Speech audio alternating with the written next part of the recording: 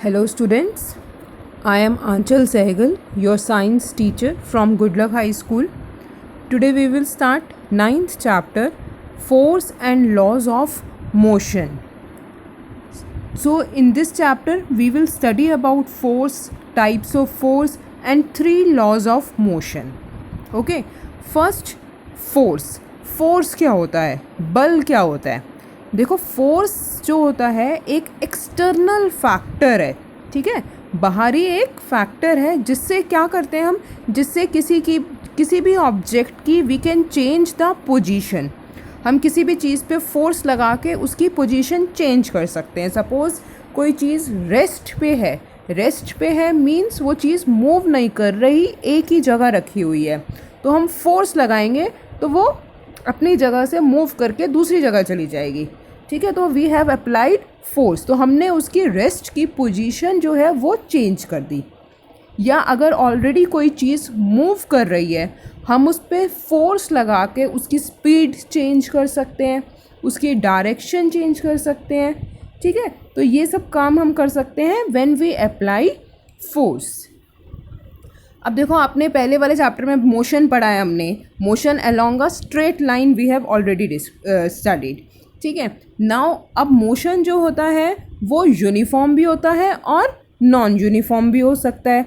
या फिर जैसे आपको कोई भी चीज़ मोशन में है, कोई भी चीज़ मूव कर रही है, तो वो क्यों मूव कर रही है, या किसी भी ऑब्जेक्ट की अगर स्पीड जो है वो चेंज हो रही है टाइम के साथ, तो क्यों हो रही है.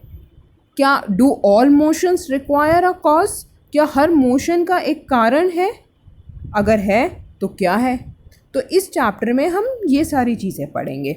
ओके, अब देखो, in our everyday life we observe that some effort is required to put a stationary object into motion or to stop a moving object.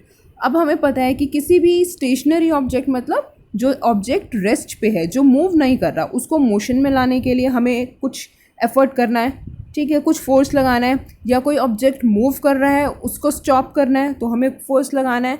तो ये सब, या तो हम पुश कर रहे हैं किसी चीज़ को, या हम पुल कर रहे हैं, या हिट कर रहे हैं, तो ये सब चीज़ें हैं, ये किस पे बेस्ड है, फोर्स पे. तो फोर्स कैन बी पुश और पुल, ठीक है, और हिट. तो pushing, hitting and pulling of objects are all ways of bringing objects in motion. इन सब चीज़ों से हम ऑब्जेक्ट्स को मोशन में ला सकते हैं. दे मूव, ये ऑब्जेक्ट्स मूव करते हैं because we make a force act on them, क्योंकि हम उन पे फोर्स लगा रहे हैं. अब देखो, इस फिगर में शो किया हुआ है, ये एक बच्चा ट्रॉली को मूव कर रहा है. ठीक है, कैसे, उसको उस तरफ ये पुश कर रहा है, धक्का दे रहा है, तो ये ट्रॉली जो है ये मूव कर रही है. अब नेक्स्ट फिगर में देखो, ड्रॉर है कोई, ठीक है, इसको हम पुल कर रहे हैं. ड्रॉर कैसे खोलते हैं, अपनी तरफ उसको खींचते हैं, तो ये drawer is pulled. Next figure में देखो, सी पार्ट में, the hockey stick hits the ball forward. अब इस हॉकी स्टिक से ये गर्ल इस बॉल को हिट कर रही है, तो इन तीनों ही केसेस में फोर्स लग रहा है, पुशिंग में भी, पुलिंग में भी और हिटिंग में भी. अब है balanced and unbalanced force. Balanced force क्या होता है और अनबैलेंस्ड फोर्स क्या होता है. देखो, इस फिगर में एक टेबल पे ये एक वुडन ब्लॉक है, लकड़ी का एक ब्लॉक है, इसके ऊपर 2 स्ट्रिंग्स हैं, 2 रस्सी बंधी हुई हैं, एक एक्स और एक लेफ़्ट साइड पे वाई. दोनों हमने इससे बांधे हुए हैं, टाई कर रहे हुए हैं. अगर हम एक्स वाले फोर्स अप्लाई कर रहे हैं, एक्स वाली जो रस्सी है उसको क्या कर रहे हैं, हम उसको अपनी तरफ खींच रहे हैं. ठीक है, तो एक्स वाली राइट डायरेक्शन में फोर्स अप्लाई हो रहा है, तो जो ये ब्लॉक है ये राइट डायरेक्शन में मूव करेगा. अब सपोज़ करो हम स्ट्रिंग वाई को पुल कर रहे हैं, वाई को अपनी तरफ खींच रहे हैं, तो जो ब्लॉक है वो लेफ़्ट साइड की तरफ मूव करेगा. लेकिन अगर हम ब्लॉक को एक्स वाली साइड से भी और वाई वाली साइड से भी, मींस राइट साइड से भी और लेफ़्ट साइड से भी, दोनों साइड से इक्वल फोर्स लगा रहे हैं, तो जो ब्लॉक है इट विल नॉट मूव, वो मूव नहीं करेगा. ठीक है, तो दोनों साइड से अगर इक्वल फोर्स लग रहा है तो ऑब्जेक्ट जो है, जो ये वुडन ब्लॉक है, it will not move. Such forces are called balanced forces. इन फोर्स को क्या बोलते हैं हम? बैलेंस्ड फोर्स, जो कि ऑब्जेक्ट की पोजीशन जो है रेस्ट की या फिर मोशन की चेंज नहीं करते, तो उन फोर्सेस को बोलते हैं हम बैलेंस्ड फोर्स. ठीक है, अब सपोज करो हम एक डायरेक्शन से, सपोज करो एक्स वाली डायरेक्शन से हम फोर्स ज़्यादा लगा रहे हैं, वाई वाली डायरेक्शन से हम फोर्स कम लगा रहे हैं. तो जिस डायरेक्शन में ज़्यादा फोर्स लग रहा है, block will move to that direction. तो उस डायरेक्शन में जो ब्लॉक है वो मूव करेगा.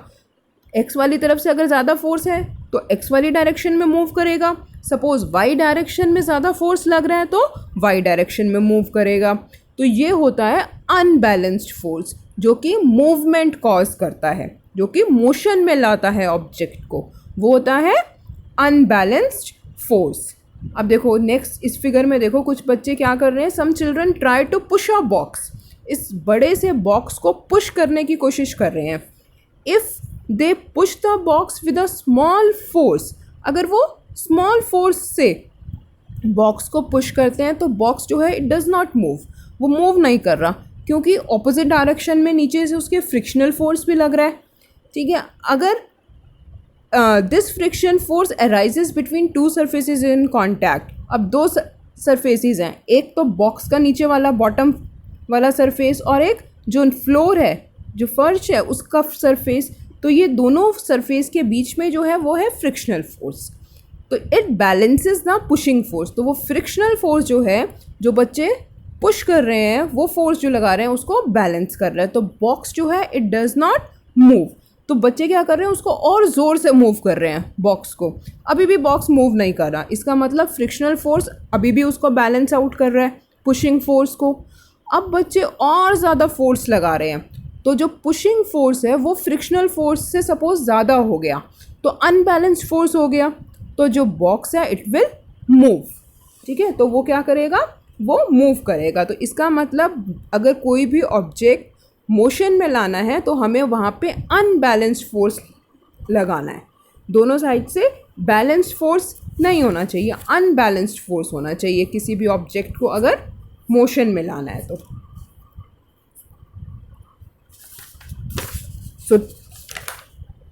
और फोर्स में आता है कि फोर्स की एसआई यूनिट क्या होती है.